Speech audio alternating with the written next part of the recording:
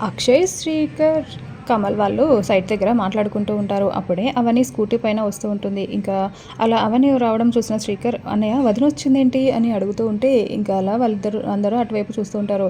అవని scooty అక్కడ park చేసి వచ్చి వాళ్ళ దగ్గరికి మాట్లాడుతూ ఉంటుంది. "మీ చక్రధర్ మామయ్య జైలు నుండి రిలీజ్ అయ్యాడంట" అని చెప్పడంతో, "అదేంటి అలా ఎలా రిలీజ్ అవుతాడు?" అని ముగ్గురు చాలా షాకింగ్‌గా అడుగుతూ ఉంటారు.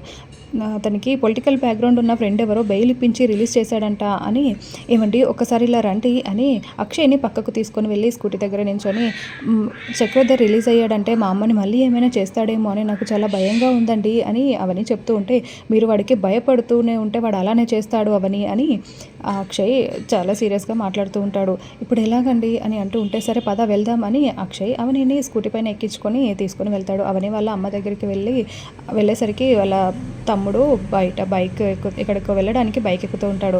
ఇంకా అక్షయ్ అవని అక్కడ వెళ్ళి స్కూటీ దిగి, "భరత్, అమ్మ, ప్రణతి ఇంట్లోనే ఉన్నారు కదా" అని అంటూ ఉంటే, "అమ్మ నిన్న ఈవినింగ్ నుంచి బయటికి వెళ్ళి ఇంకా ఇంటికి రాలేదక్క" అని అతను చెప్తూ ఉంటాడు. ఇంకా దాంతో అక్షయ్ అవని చాలా షాకింగ్‌గా చూస్తూ ఉంటారు.